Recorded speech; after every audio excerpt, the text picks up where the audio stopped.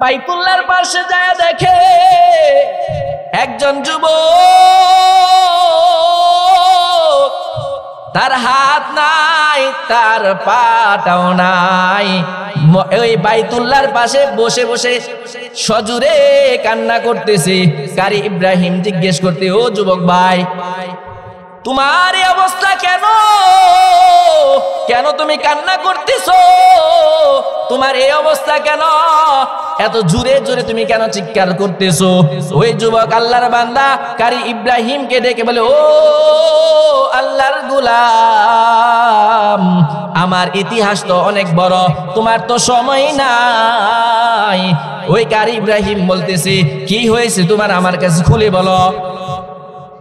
যুবক ডাক দিয়া বলতেছে, হুজুর শুনেন, আমার জীবনে এমন একটা ইতিহাস, যে ইতিহাসের কারণে আজকে আমার দুইটা হাত হারায় ফেলছি, দুইটা পা আমার নাই। কারি ইব্রাহিম বলতেছে, কি এমন করেছো, কিসের কারণে আল্লাহ তোমার প্রতি এমন অসন্তুষ্ট হয়েছে? যুবক বলতেছে, ও হুজুর শুনেন তাহলে আমার সেই ওয়াকিয়া। আমার মা অনেক কষ্ট করে করে আমাকে ছোট থেকে বড় করেছে। ছোটবেলায় মায়ের মুখ থেকে শুনেছি, আমি যখন ছোট ছিলাম তখন আমার বাবা দুনিয়া থেকে চলে গেছে। আমার মা মানুষের বাড়িতে বাড়িতে যাইয়া যাইয়া কাজ করে আমাকে কষ্ট করে লেখাপড়া করাইয়া শিক্ষিত বানিয়েছে। একটা পর্যায়ে আমাকে সুন্দরী একটা নারী বিবাহ করাইলো। সুন্দর একটা নারী দেখে আমাকে বিবাহ করিয়েছে। আমি বিশাল অঙ্কের টাকা, একটা চাকরি করি, বিশাল অঙ্কের টাকা পাই। আমি আমার মাকে নিয়ে বিবাহের আগে ভালো অবস্থাতেই ছিলাম। যখন সুন্দরী নারীটা বিবাহ করাইয়া দেয়, ওই সুন্দরী নারী প্রথম কিছুদিন আমার সঙ্গে, আমার মায়ের সঙ্গে খুব ভালো ব্যবহার করেছে।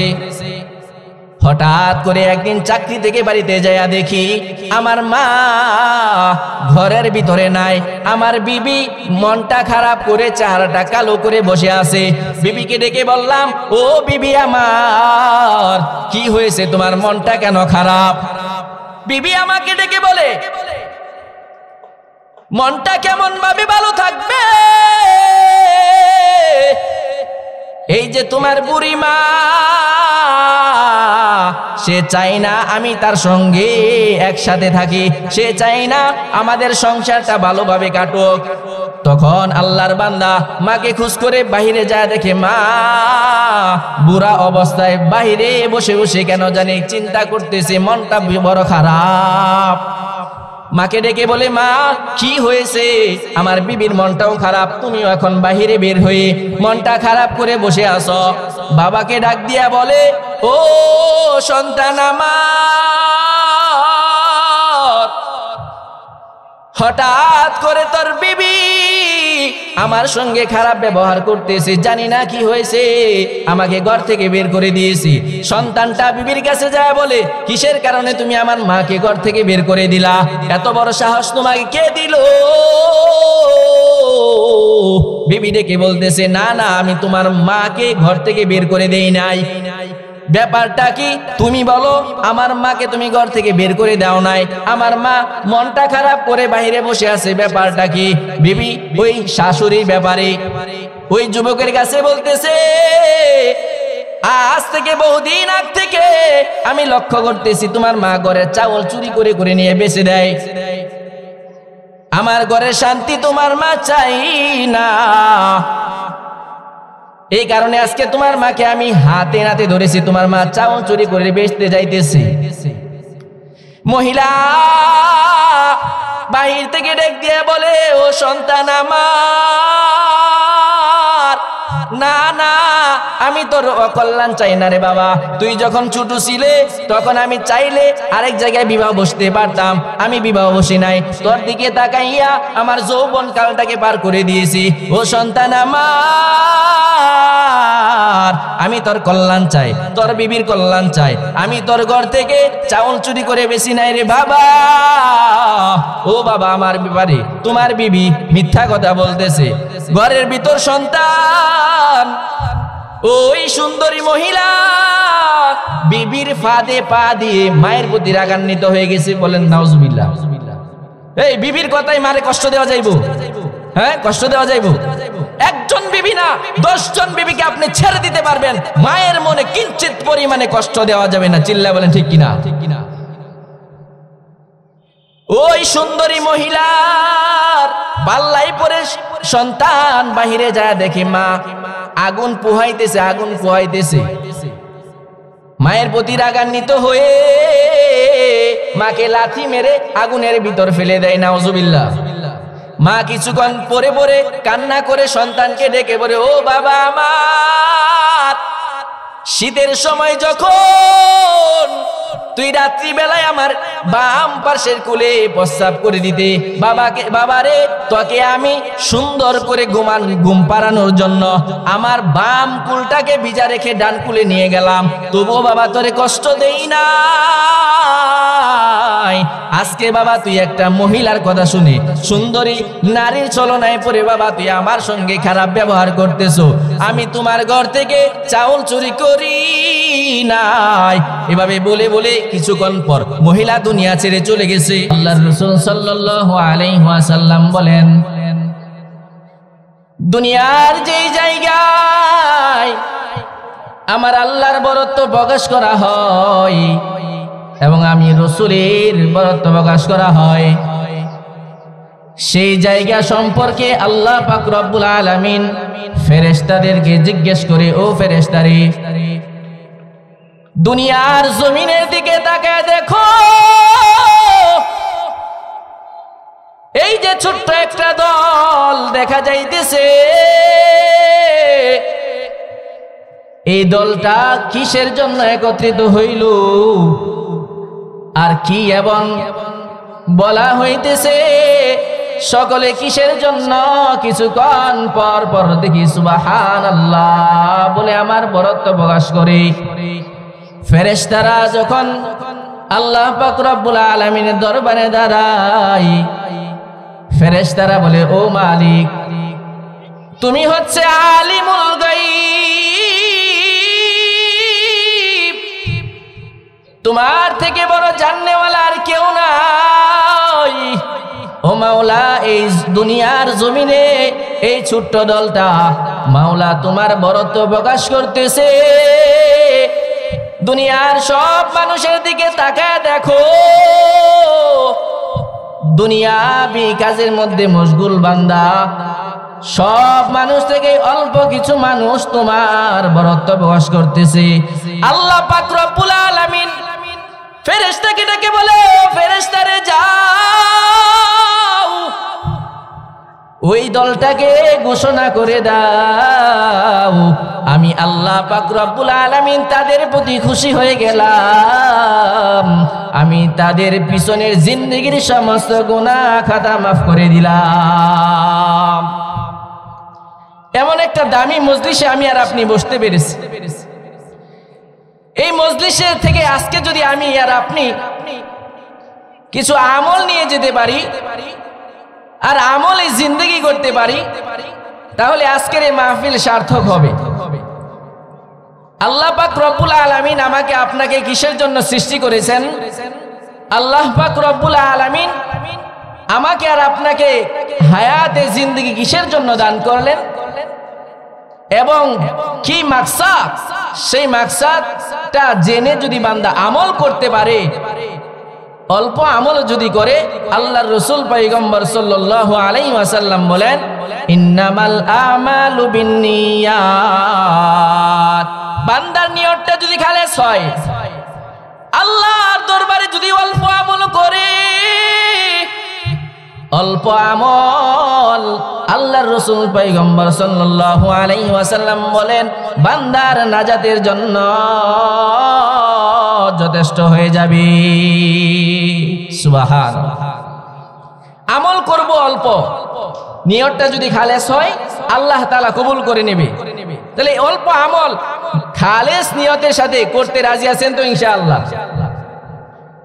আল্লাহ পাক রব্বুল আলামিন বলেন, ওয়া ক্বাদা রাব্বুকা আল্লা তা'বুদু ইল্লা ইয়্যাহু ওয়া বিল ওয়ালিদাইনি ইহসানা। ও বান্দা, দুনিয়ার মধ্যে আমার গোলামি করবা। আমি আল্লাহর গোলামি করার পর বান্দা তুমি তোমার মা এবং বাবার সঙ্গে সৎ ব্যবহার করবা। মা বাবাকে কষ্ট দিবা না। মা তোমার প্রতি যেন শব্দটা উচ্চারণ না করতে পারে। অল্প মাকে অল্প খাবার খাওয়াইবা। মাকে যতটুকু পারো হালাল খাওয়াইবা, অল্প খাওয়াইবা। মা যদি তোমাকে কট্ট ভাষায়ও ডাক দেয়, তুমি মায়ের সঙ্গে নম্র ব্যবহার করবা। আল্লাহর পয়গম্বর সাল্লাল্লাহু আলাইহি ওয়াসাল্লাম বলেন, যে ব্যক্তি মা এবং বাবার সঙ্গে সৎ আচরণ করবে, যে ব্যক্তির প্রতি আমার আল্লাহ খুশি হয়ে যাবে, যে ব্যক্তির প্রতি মা এবং বাবা সন্তুষ্ট থাকবে। বান্দা দুনিয়ার মধ্যে থাকিয়া যদিও অল্প আমল করে, আমলটা যদি অল্প হয়, আর বান্দা যদি নিয়তটাকে খালেস করি মা এবং বাবাকে খুশি করতে পারে, আল্লাহর পয়গম্বর বলে আল্লাহ পাক রব্বুল আলামিন বান্দার প্রতি খুশি হয়ে যায়। আর যে ব্যক্তির প্রতি আমার স্বয়ং আল্লাহ খুশি হয়ে যায়, সেই ব্যক্তির জন্য রয়েছে জান্নাতুল ফিরদাউস। এই জন্য মা এবং বাবার সঙ্গে সৎ ব্যবহার করা। মা এমন জনম দুঃখিনী মা, ও দুনিয়ার মুসলমান, দিলের কান লাগাইয়া শুনো। মায়ের সঙ্গে বেয়াদবি করিয়া আজ পর্যন্ত কোন কুলাঙ্গার দুনিয়ার মধ্যে সম্মানিত হতে পারে নাই। আজ পর্যন্ত যত যত কুলাঙ্গার রয়েছে মায়ের সঙ্গে বেয়াদবি করেছে। যত বড় ব্যক্তিত্বই হোক না কেন, যত বড় টাকার মালিকই হোক না কেন, যত সম্মানিতই হোক না কেন, যে ব্যক্তি মায়ের সঙ্গে বেয়াদবি করেছে, আজ পর্যন্ত কোন কুলাঙ্গার, কোন বেয়াদব মায়ের সঙ্গে বাবার সঙ্গে বেয়াদবি করিয়া আজ পর্যন্ত কোন বেয়াদব দুনিয়ার বুকে সম্মানিত হতে পারে না। হতে পারছে? দেখছেন আপনারা, আপনাদের জিন্দগিতে পাইছেন এমন যে মায়ের সঙ্গে বেয়াদবি করেছে, বাবার সঙ্গে বেয়াদবি করেছে, সামান্য টাকার মালিক হয়ে বাবাকে ভুলে গেছে? আছে না নাই? যেই মা তোমাকে 10 মাস 10 দিন গর্ভে ধারণ করেছে, ওই মাকে যদি তুমি কষ্ট দিয়ে থাকো, আল্লাহর উপর কসম করে বলতে পারি, আল্লাহ বলেন, ওয়া ক্বাদা রাব্বুকা আল্লা তা'বুদু ইল্লা ইয়্যাহু ওয়া বিল ওয়ালিদাইনি ইহসানা। ও বান্দা, দুনিয়ার মধ্যে তোমার কাজ হচ্ছে দুইটা। 1 নাম্বার কাজ হলো আমি আল্লাহর ইবাদত করবা। 2 নাম্বার কাজ হলো মা এবং বাবার সঙ্গে সৎ ব্যবহার করবা। যেই বেয়াদব মায়ের সঙ্গে বেয়াদবি করেছে, আজ পর্যন্ত যত টাকা পয়সার মালিক হোক না কেন, মা যদি বান্দার প্রতি অসন্তুষ্ট থাকে, সেই বেয়াদব দুনিয়ার বুকে সম্মানিত হতে পারে নাই। কারি ইব্রাহিম তার জীবনে বারবার বাইতুল্লাহ হজ করার জন্য গেল। শেষ জমানায় আয়েশা অতিবাহিত হয়। শেষ সময় যখন শেষবারের মতো বাইতুল্লাহ তোয়াফ করার জন্য কারি ইব্রাহিম বাইতুল্লাহর মধ্যে যায় উপস্থিত হয়। বাইতুল্লাহর পাশে যায় দেখে একজন যুবক, তার হাত নাই, তার পাটাও নাই, ওই বাইতুল্লাহর পাশে বসে বসে সজোরে কান্না করতেছে। কারি ইব্রাহিম জিজ্ঞেস করতে, ও যুবক ভাই, তোমার এই অবস্থা কেন?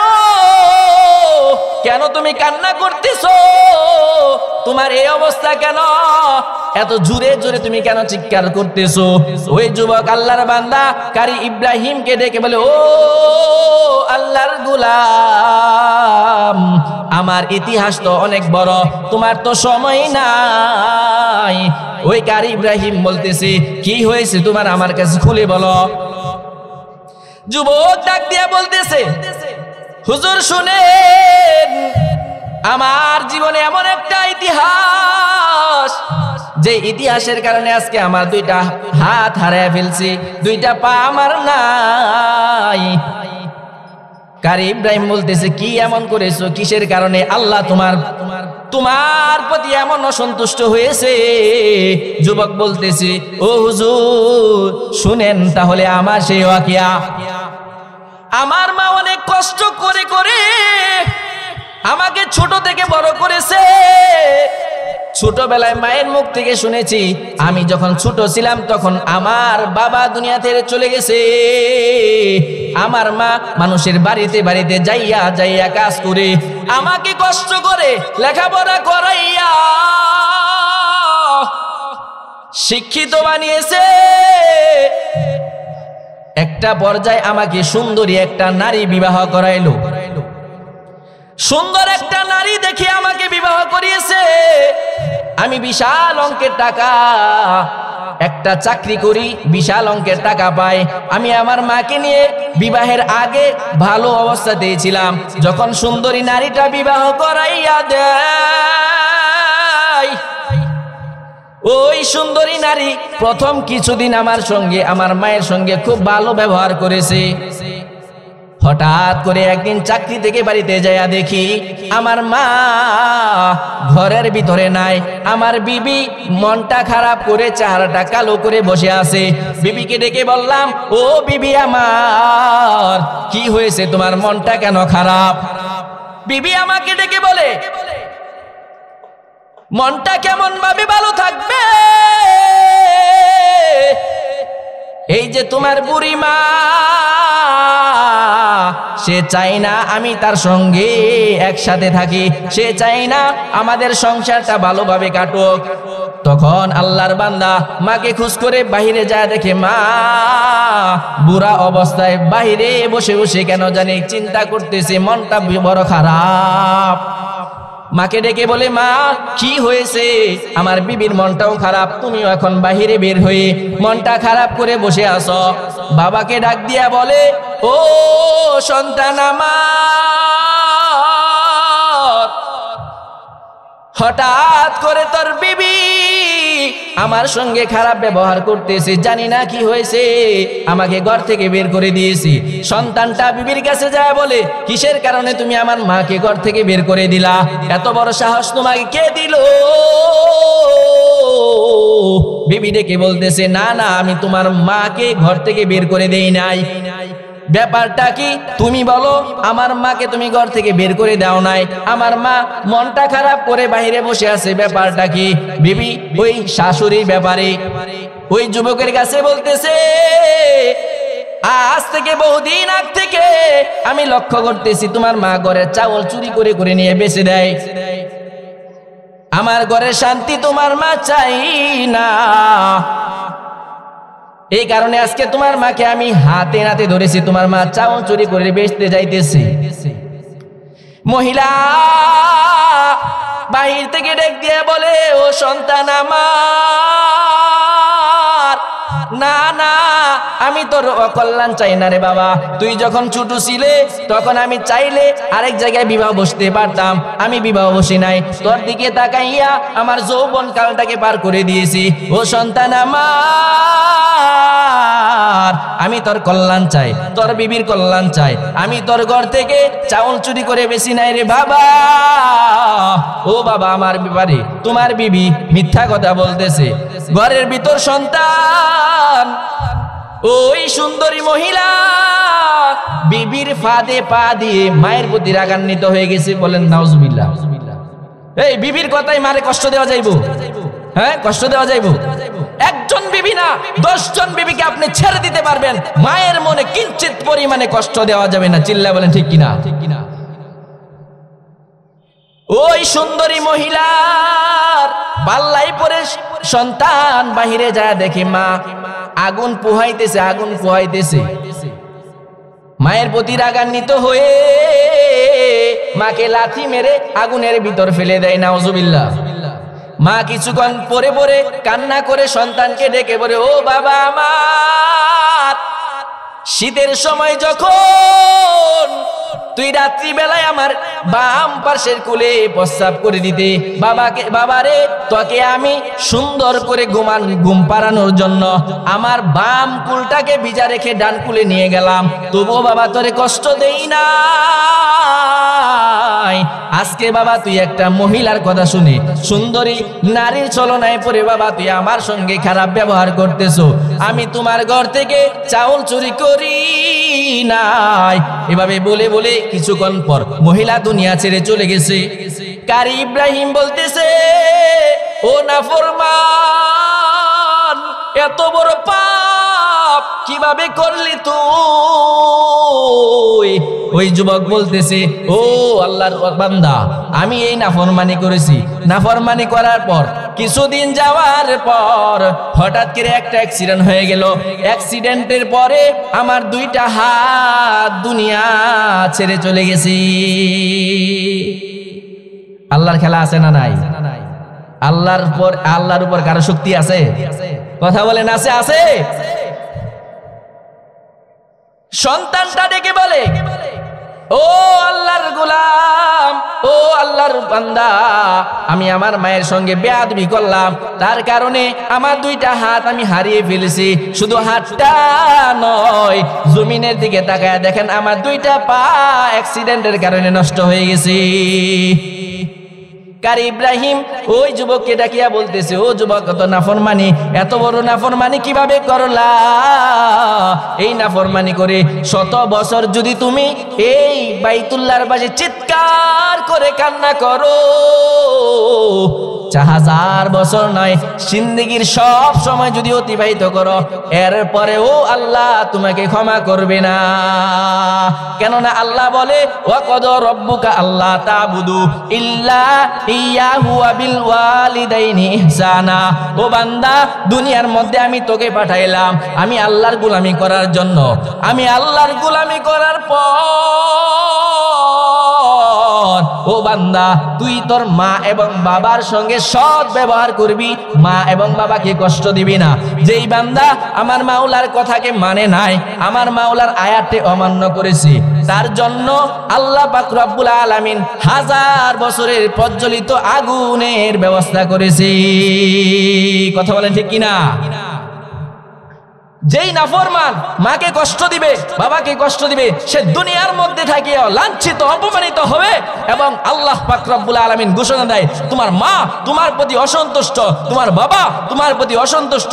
ও বান্দা, শুনে রাখো, যতক্ষণ পর্যন্ত তোমার মা তোমার বাবা তোমার প্রতি খুশি না হবে, আমি আল্লাহ তোমাকে মাফ করব না।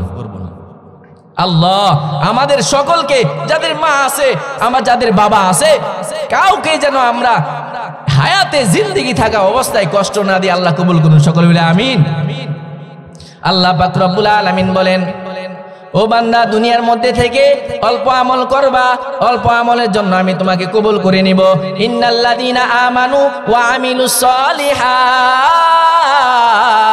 ও বান্দা, ঈমানটা যদি খাঁটি হয়, আমলে সলিহা যদি করো, কানাত লাহুম জান্নাতুল ফিরদাউসি নুজুলা। কানাত লাহুম ফিরদাউসি নুজুলা। কানাত লাহুম জান্নাতুল ফিরদাউসি নুজুলা।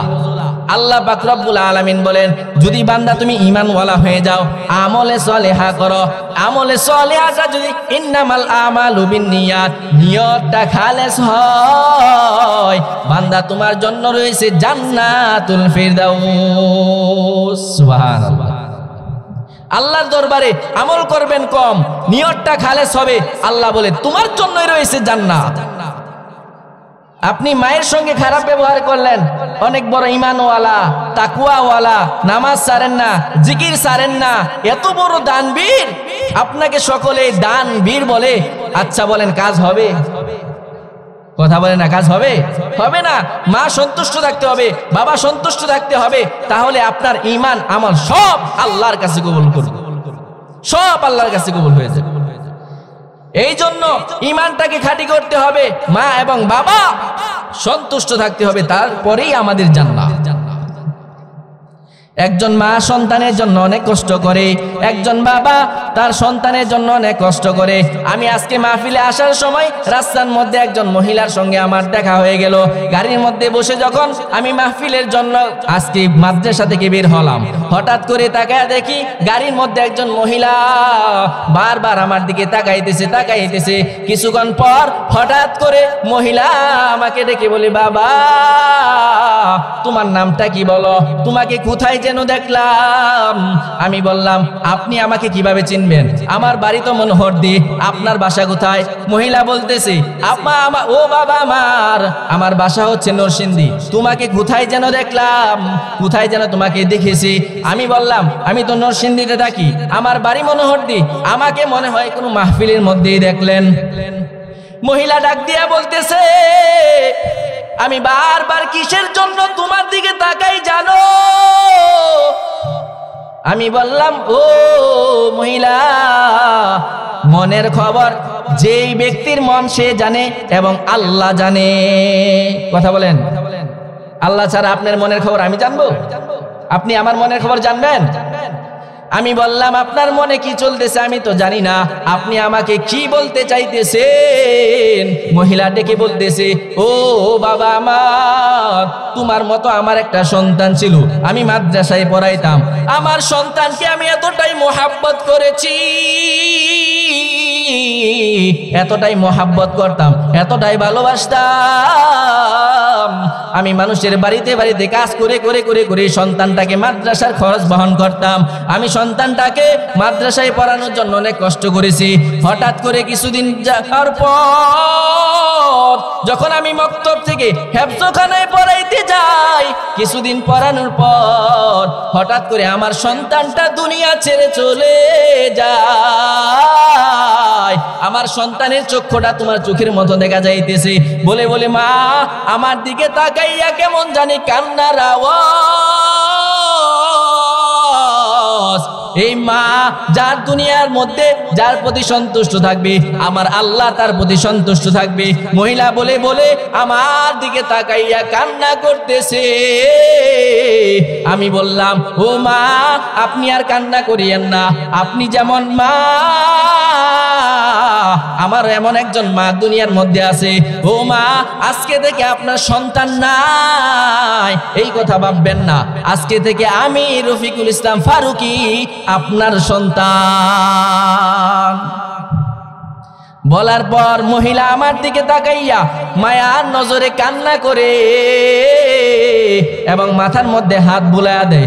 বলে বাবা আজকে থেকে আমি এটাই মনে করব, আমার একজন সন্তান দুনিয়ার মধ্যে থেকে আল্লাহ দিয়েছে, পরীক্ষা করে নিয়ে গেছি, কিন্তু আজকে থেকে তুমি বলার পর আমি ভাববো দুনিয়ার মধ্যে আমার সন্তান নাই, এমনটাও ভাববো না, আমি ভাববো আমার একজন সন্তান দুনিয়ার মধ্যে আছে, যেই সন্তান ঘুরে ঘুরে ঘুরে ঘুরে মানুষকে দিনের কথা বলে। সুবহানাল্লাহ। মহিলা সন্তানের জন্য কতটা পাগল। আর যে যুবক আজকে মা থাকা অবস্থায় মাকে সম্মান করলি না, আরে হতভাগা কপাল পুরা, তুই মায়ের কদর বুঝলি না। তোর মা তো তোর জন্য কত কষ্ট করে করে করে করে তোকে তোরে বড় বানাইলো, কত কষ্ট করে লালন পালন করলো, ওই মাকে তুই চিনলি না রে যুবক। যেই মাকে তুই এতটাই কষ্ট দিতেছো, এতটাই বেয়াদবি করতেছো, ওই মা তো তোমার জন্য রাতের পর রাত না ঘুমিয়ে রয়েছে। ওই সন্তানটাকে আমি বলতে চাই, ও নাফরমান, কেন তুই তোর মারে কষ্ট দেব? তুই যখন তোর মায়ের পেটে আসলি, তোর মা তোকে ছাইরা, তোর মায়ের মনে চাইছে বাড়ির পাশে ওয়াজ হইতেছে, ওই ওয়াজে যাইয়া মা ওয়াজ শুনবে, কিন্তু তুই গর্ভে আসার পর তুই এমন কষ্ট দিয়েছ যেই কারণে তোর মা মাহফিলে যাইতে পারে নাই, না জানি তোর ক্ষতি হয়ে যায়। তোর মা চাইলে অনেক কিছুই খাইতে পারতো, তোর না জানি ক্ষতি হয়ে যায়। তুই গর্ভে থাকার কারণে তোর মা তোর জন্য যা ইচ্ছা তাই খায় নাই, সব আরাম আয়েশকে কুরবানি দিয়েছে। ও নাফরমান, আজকে তুই কিভাবে পারলি মাকে কষ্ট দিয়া সুন্দরী নারী নিয়া ঘুমাও, আছে না নাই? যেই নাফরমান মাকে কষ্ট দিবে, যেই নাফরমান মাকে বাবাকে কষ্ট দিবে, সেই নাফরমানের জন্য জান্নাত হারাম। আর যেই নাফরমান মা এবং বাবাকে রাখিয়া টাকা পয়সার গরমে, অহংকারের কারণে, ধন সম্পদের কারণে, ক্ষমতার কারণে মাকে কষ্ট দিবি, দুনিয়ার মধ্যে টাকাওয়ালা হইতে পারো, দুনিয়ার মধ্যে সম্মানিত হইতে পারো, সম্মানের চেয়ার পাইতে পারো, কিন্তু মনে রেখো আমার আল্লাহ যার প্রতি খুশি না হয় আল্লাহ তার জন্য জান্নাত দিবে না। কেমন ভাবে তুমি আল্লাহর প্রতি আল্লাহ তোমার প্রতি খুশি হবে? ওই সময় তোমার প্রতি আমার আল্লাহ খুশি হবে যখন তোমার প্রতি তোমার মা এবং বাবা সন্তুষ্ট থাকবে। তোমার মা যদি তোমাকে তোমার প্রতি খুশি থেকে আল্লাহর দরবারে ডেকে বলে, মালিক ও আল্লাহ, আমার সন্তানটা টাকা পয়সার অভাবে কষ্ট করতেছে, ও আল্লাহ আমি মা হয়ে কেমন ভাবে সহ্য করি, ও আল্লাহ আমার বাবার সন্তান হয় না, আমার বাবা ডাকটা শুনতে পায় না। মা যদি বান্দা তোর জন্য দোয়া করে, তুই মনে রাখবি আল্লাহ পাক রব্বুল আলামিন তোর মায়ের দোয়ার বদলতে তোকে দুনিয়ার মধ্যে কামালিয়াত দান করতে পারে। কাদেরে কুদরতদারি বরকামাল আনতা রব্বি আনতা হাসবি জুল জালাল, তুহি কাদের জালিলুল্লাহ জাহাদার, বহর হালে তুহি মেরা নগাহদার, ইয়া ইলাহি তো মেরা মাবুদ হে, ইয়া ইলাহি तो मेरा माशूक है, या इलाही मुझसे मुझको दूर कर, ताकि देखो मुझ में तुझको एक नजर। मारहाबा बोलें, मारहाबा आवाज कर बोलें मारहाबा। আল্লাহ পাক রব্বুল আলামিন যেই বান্দাকে পছন্দ করে ওই বান্দাকে আল্লাহ পাক রব্বুল আলামিন দুনিয়ার মধ্যে শান্তি দেন, দুনিয়ার মধ্যে ইজ্জত দেন, দুনিয়ার মধ্যে বান্দাকে সম্মানিত করে দেয়। সম্মানিত হওয়ার জন্য, আমার মাওলা বান্দার প্রতি খুশি হওয়ার জন্য একমাত্র দুনিয়ার মা বাবার দোয়া ছাড়া বিকল্প কোনো রাস্তা নাই। আছে? বলেন আছে? আজকে টাকার মালিক হয়েছো, আজকে চেয়ারম্যান হইলা, মেম্বার হইলা, এমপি হয়ে গেলা, মন্ত্রী হয়ে গেলা, একবার চিন্তা করে দেখো তোমার মায়ের দোয়া ছাড়া তুমি মেম্বার হতে পারো না। কথা বলেন ঠিক কিনা? মায়ে যদি দোয়া না করতো তুমি মেম্বার হতে পারতে না, মা যদি দোয়া না করতো তুমি চেয়ারম্যান হতে পারতে না, মা যদি দোয়া না করতো তুমি এমপি হতে পারতে না, মা যদি দোয়া না করতো তাহলে মন্ত্রী হতে পারতে না। একমাত্র আমার আল্লাহর কাছে তোমার মায়ের দোয়ার বদলতে আজকে সম্মানিত হয়েছে। কথা বলেন ঠিক কিনা? যে মা তোমার জন্য রাতের বেলায় গহীন অন্ধকার, দুনিয়ার সব মানুষ ঘুমায়, রাতের বেলা মানুষ ঘুমায় না সজাগ থাকে? কথা বলেন, কথা বলেন। রাতের বেলায় ঘুমাইতো নাকি? রাতের আল্লাহ পাক রব্বুল আলামিন রাতকে কিসের জন্য সৃষ্টি করছেন? রাতকে কেন বানাইলেন? মানুষের ক্লান্তি দূর করার জন্য, মানুষ ঘুমানোর জন্য, বিশ্রাম করার জন্য, তাই নাকি? ঠিক না? কথা বলে না, ঠিক নেই? রাতের বেলায় সব মানুষ ঘুমায়, তোমার মা তোমার জন্য রাতের গহীন অন্ধকারে তাহাজ্জুদের সময় তোমার মায়ের সন্তান হয় না। ও বান্দা, দুনিয়ার সব মানুষ ঘুমাইতেছে, তোমার মা রাতের গহীন অন্ধকারে আল্লাহ পাক রব্বুল আলামিনের কাছে দুইটা হাত বাড়ায় কাঁদে, ও মালিক আমার বাড়ির পাশের বাসায় তুমি তাকায়া দেখো, আমার মতো মহিলা তার সন্তান আছে, তার ছেলে আছে, তার মেয়ে আছে, ও আল্লাহ তার সন্তান তাকে মা বলে ডাকে, তার সন্তান তাকে বাবা বলে ডাকে। ও আল্লাহ আমার তো দুনিয়ার মধ্যে সন্তান নাই, আমার ছেলেও নাই, আমার মেয়েও নাই, ও মাওলা আমাকে তুমি একটা সন্তান দিয়ে দাও, একজন সন্তান আমাকে দিয়া দাও। আল্লাহ তুমি যদি সন্তান না দাও দুনিয়ার কারো ক্ষমতা আছে? আল্লাহ যদি সন্তান না দাও দুনিয়ার কারো ক্ষমতা নাই যে আমাকে সন্তান দিবে। ও মালিক আমাকে তুমি বঞ্চিত করিও না মা ডাক শোনা থেকে, ও আল্লাহ তুমি আমাকে বাবা ডাক থেকে বঞ্চিত করিও না। ওই আরশে আজিমের মালিক আল্লাহ জমিনের দিকে তাকায় থাকে। আল্লাহ রাসূল সাল্লাল্লাহু আলাইহি ওয়াসাল্লাম বলেন, আল্লাহ পাক রব্বুল আলামিন রাতের তৃতীয় অংশে সাত আসমানের নিচে ইনশাআল্লাহ প্রত্যেকটা বান্দার নাম ধরে ধরে ধরে ধরে ডাকি। আল্লাহ পাক রব্বুল আলামিন বলে, ও বান্দা তোর সন্তান দরকার, তুই আমার কাছে সন্তান চা, আমি তাকে সন্তান দিয়ে দেব। কথা বলেন, দিনেওয়ালা আছে নাকি? নাই। সন্তান দিনেওয়ালা কে? আল্লাহ। আল্লাহ পাক রব্বুল আলামিন বলে, ও বান্দা তোর ধন সম্পদের অভাব, তুই আমার কাছে চা, আমি তোকে সন্তান দিয়ে দেব। তোর টাকা পয়সার অভাব, ও বান্দা তুই আমার কাছে চাও, আমি তোমাকে টাকা পয়সা দিয়ে দেব। তোর বাড়ি গাড়ির অভাব, তুই আমার কাছে চা, আমি তোকে বাড়ি গাড়ি দিয়ে দেব। ও বান্দা তোর সম্মানের অভাব, তুই আমার কাছে চা, আমি সম্মানিত করে দেব। ও বান্দা তোর সন্তান কথা শুনে না, তোর সন্তান তোর অবাধ্য, তুই আমার কাছে চা, আমি আল্লাহ তোর সন্তানকে বাধ্য করিয়া দেব। এমন ভাবে বান্দা সাত আসমানের নিচে আইসা আইসা ডাকে। আর ওই বান্দি ওই রাতের তৃতীয় অংশে জাগ্রত হইয়া আমার আল্লাহর কাছে দুইটা হাত বাড়ায় বলে, মালিক আল্লাহ আমার সন্তান নাই, আমাকে সন্তান দিয়া দাও। ও যুবক ভাই, ওই রাতের বেলায় সব মানুষ ঘুমায়, তোর মা ঘুমায় না।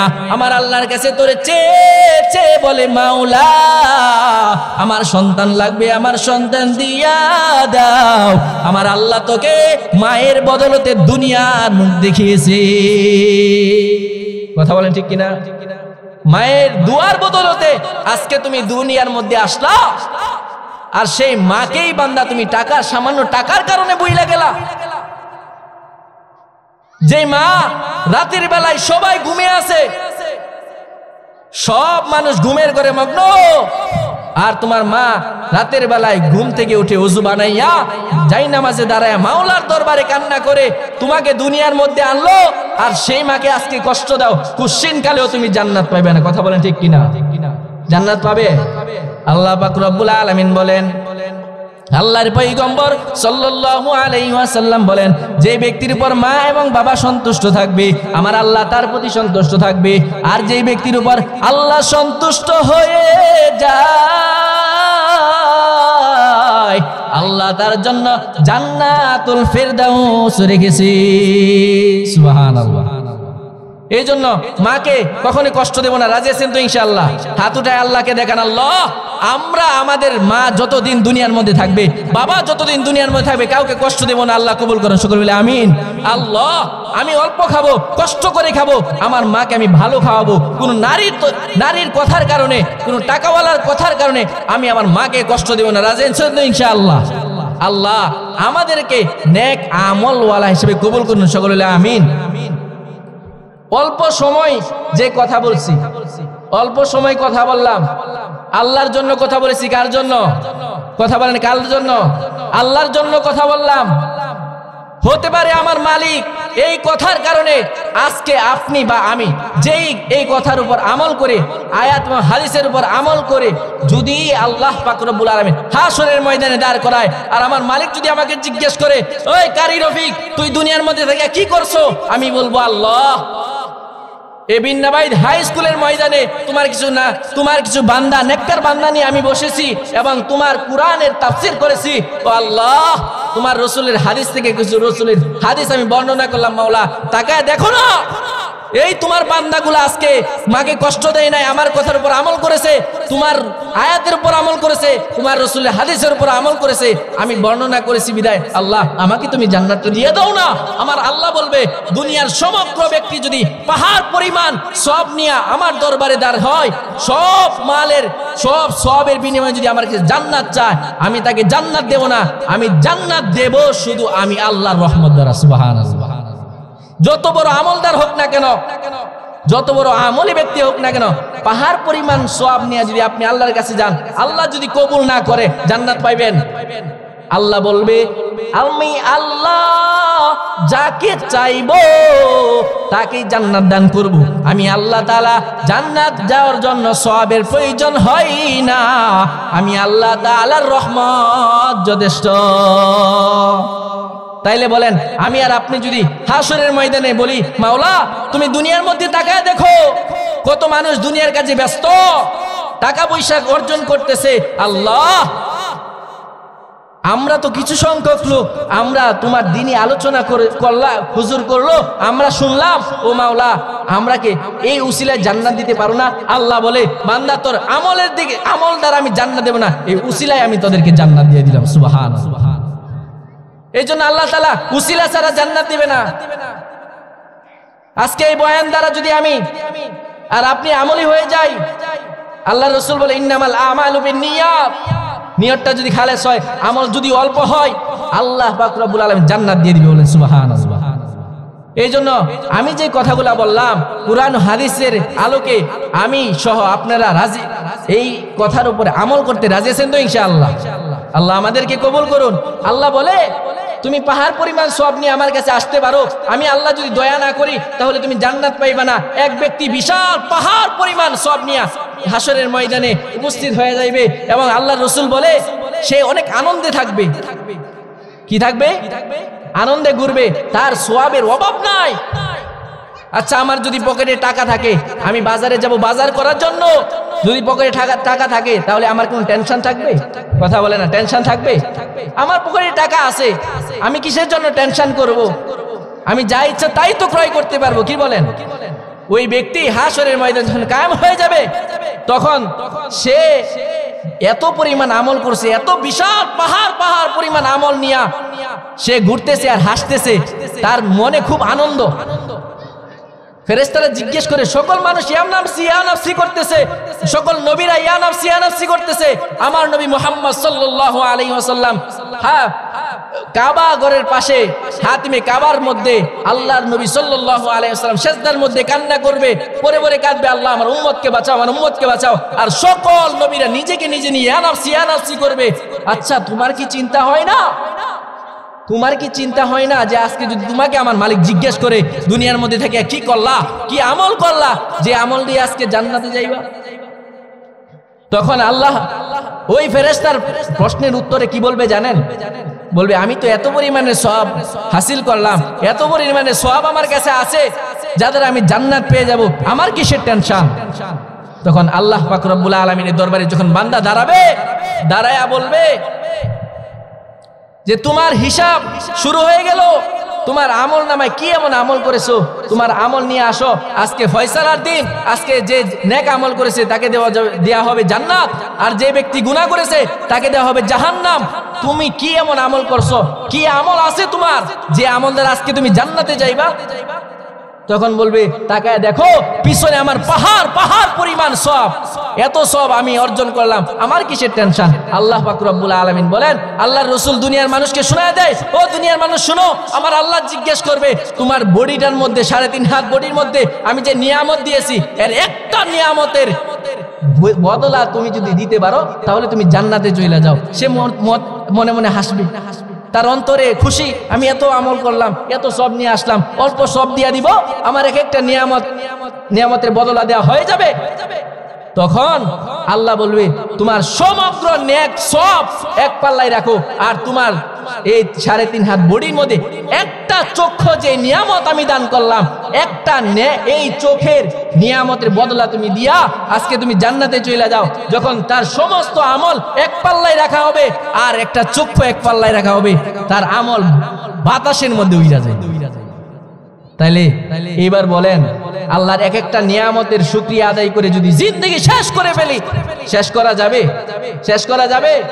আল্লাহর রাসূল সাল্লাল্লাহু আলাইহি ওয়াসাল্লাম বলেন, ইন্নামাল আমালু বিন্নিয়াত, যদি বান্দা তোমার নিয়তটা খালেস হয়, আমল যদি তুমি অল্প করো, তাহলে আল্লাহ পাক রব্বুল আলামিন তোমাকে এই তাকওয়া ইয়াকিনের কারণে অল্প আমল দ্বারা জান্নাত দান করবে। সুবহানাল্লাহ। এই জন্য অল্প আমল হবে কিন্তু নিয়তটা, কথা বলে, নিয়তটা খালেস হবে। আমাদের জিন্দেগিতে কখনো মাকে কষ্ট দেব না, বাবাকে কষ্ট দেব না, আল্লাহর হুকুম আদায় করব সর্ব অবস্থায়, আল্লাহ পাক রব্বুল আলামিনের নিয়ামতের শুকরিয়া আদায় করব। আচ্ছা চিন্তা করে দেখেন, যদি আমার আপনার জিন্দেগিতে জিন্দেগির শুরু থেকে শেষ পর্যন্ত শুধু মাওলার নিয়ামতে শুকরিয়া আদায় করি, শুধু মাওলার শুকরিয়া আদায় করবো, খাবো না, ঘুমাইবো না, দুনিয়ার কোনো কাজ করব না, যদি শুধু শুকরিয়া আদায় করি, শুকরিয়া আদায় করি, আল্লাহ রসুল বলে তাহলে তার জিন্দেগি শেষ করতে পারে একটা নিয়ামতের শুকরিয়া আদায় শেষ হবে।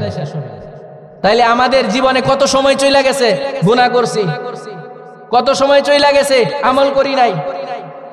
60 বছরের জিন্দেগি, 70 বছরের জিন্দেগি, 40 বছর চলে গেছে, এখনো ভালো করে নামাজটা পারি না, আছে না নাই? আলহামদুলিল্লাহ সূরাটা ভালো করে বলতে পারি না, আছে না নাই? তাহলে আপনি বলেন 40 বছরের জিন্দেগি যে পার করে দিলেন, এক একটা সেকেন্ডের সময়ের হিসাব যদি আমার মাওলা নেয়, দেওয়ার ক্ষমতা কারো আছে? আছে আছে নাই। এই জন্য অল্প হায়াত পাইলাম, হায়াতে এই অল্প হায়াতটাকে কাজে লাগাইতে হবে। আল্লাহ আমাদের এই সকল আমলকে কবুল করবে শুধুমাত্র নিয়তের বদলে। আপনি বলবেন হুজুর আমি তো অনেক বড় পাপ করেছি, অনেক বড় পাপ করলাম, এত পাপ করার পর কিভাবে আমরা জান্নাতে যাইব, কিভাবে আমরা মাওলার জান্নাতি রাস্তা দেখব? বনি ইসরাইলের জমানায় এক বান্দা অনেক পাপ করেছে, অনেক পাপ করেছে, এত পাপ করেছে, এত পরিমাণে পাপ করেছে, একজন দুইজন করে করে 99টা খুন করেছে। কয়টা? কথা বলেন কয়টা? 99টা খুন করে যুবক মহল্লার লোকেদেরকে বলতেছে, এক সময় তাকায় দেখতাম আমার দাদা দুনিয়ার মধ্যে ছিল, এখন আমার দাদা নাই। এক সময় তাকায় দেখতাম আমার বাবা দুনিয়ার মধ্যে ছিল, এখন তো আমার বাবা নাই। ও আমার মহল্লার লোকেরা, এমন সময় তো হবে যেই সময় আমিও থাকবো না। কি বলেন, থাকবেন? সবাই থাকবেন? কুল্লু নাফসিন যায়িকাতুল মাউত। কে বলছে? বলেন কে বলছে? আল্লাহ। আল্লাহ বইলা দিয়েছেন কুল্লু নাফসিন যায়িকাতুল মাউত, প্রত্যেক মানুষকে মৃত্যুবরণ করতে হবে। ওই বনি ইসরাইলের সেই 99টা খুন করার পরে মহল্লার লোকদেরকে বলতেছে, আমার তো দুনিয়া ছেড়ে চলে যাইতে হবে। আমার মালিক যদি জিজ্ঞেস করে, ও বান্দা দুনিয়ার মধ্যে কি করলা, তাহলে তো আমার জিন্দগিতে শুধু পাপ, শুধু পাপ করলাম। এই পাপী জিন্দগি নিয়া মাওলার কাছে কি নিয়ে দাঁড়াইবো? আমাকে একজন আল্লাহর ওলি বুজুর্গের সন্ধান দিয়া দাও। ওই আল্লাহর বান্দা যখন মহল্লার লোকেদেরকে আবদার করতেছে, মহল্লার লোকেরা বলতেছে, আমাদের পার্শ্ববর্তী মহল্লায় একজন আল্লাহর ওলি বুজুর্গ থাকে, তার কাছে যায় দেখো, যদি সে তোমাকে জান্নাতি রাস্তা দেখায় দেয়, তওবা কিল্লা করায়া দেয়, তাহলে তুমি জান্নাত পেতে পারো। ওই আল্লাহর বান্দা দৌড়াইয়া ওই আল্লাহর ওলি বুজুর্গের দরবারে যায় দেখে আল্লাহর ওলি বুজুর্গ সকলকে নিয়ে নসিহত করতেছে, বয়ান করতেছে। বয়ানের শেষে বলতেছে, ও আল্লাহর বান্দা, আমার জিন্দগিতে অনেক বড় পাপ করিলাম, এত পরিমাণে পাপ করেছি যে আমার এই পাপ নিয়ে যদি আল্লাহর দরবারে দাঁড়ায় জাহান্নাম ছাড়া আর কোনো উপায় নাই। আল্লাহর ওলি বলতেছে, কি এমন পাপ করেছো, কি এমন গুনাহ করেছো যার জন্য তুমি এমন ভাবে বিনয়ী হয়ে বলতেছো আল্লাহ তোমাকে মাফ করবে না? আল্লাহর ওলি বলতেছে, তোমার গুনার খবর আমাকে জানায় দাও। ওই বান্দা বলতেছে, ও আল্লাহর ওলি বুজুর্গ, ও আল্লাহর বান্দা, আমার জীবনে একজন দুইজন করে করে 99টা খুন করেছি, এখন কি ক্ষমার আশা আছে? তখন আল্লাহর ওলি বলতেছে, 99টা খুন কইরা আমার কাছে আসলা? এবার বলতেছে, যাও তুমি সাইয়্যিদুল ইস্তিগফার পড়ো, আল্লাহ পাক রব্বুল আলামিন তোমার সব গুনাহ মাফ করে দিবেন। বলে সুবহানাল্লাহ। এত বড় পাপ করে যদি ক্ষমা পাইতে পারে, আমার আর আপনার 60 বছরের জিন্দগি কয়টা খুন করছেন? এই খুন করছেন কেউ? কথা বলেন না, খুন করছেন? তাহলে এই 99টা খুন করে যদি ক্ষমা পাইতে পারে, আমি আর আপনি যে গুনাহ করছি যদি তাওবা করি, সাইয়্যিদুল ইস্তিগফার পড়ি, সকালে বিকালে নামাজের পরে পরে যদি ইস্তিগফার করি, আল্লাহ মাফ করতে পারে কি পারে না? কথা বলেন না, পারে না? পারে না? আল্লাহ সব কিছু ক্ষমা করে দিবেন। আল্লাহ আমাকে যে কথা বলার সুযোগ করে দিয়েছে, যে কথাগুলো বললাম, সর্বপ্রথম আমাকে এবং আমার এই সকল প্যান্ডেলের সকল মুসল্লিদেরকে আমল করার তৌফিক দান করুন। সকলে বলে আমিন। ওয়া আখিরু দাওয়ানা আলহামদুলিল্লাহি রাব্বিল আলামিন। আসসালামু আলাইকুম ওয়া রাহমাতুল্লাহি ওয়া বারাকাতুহু।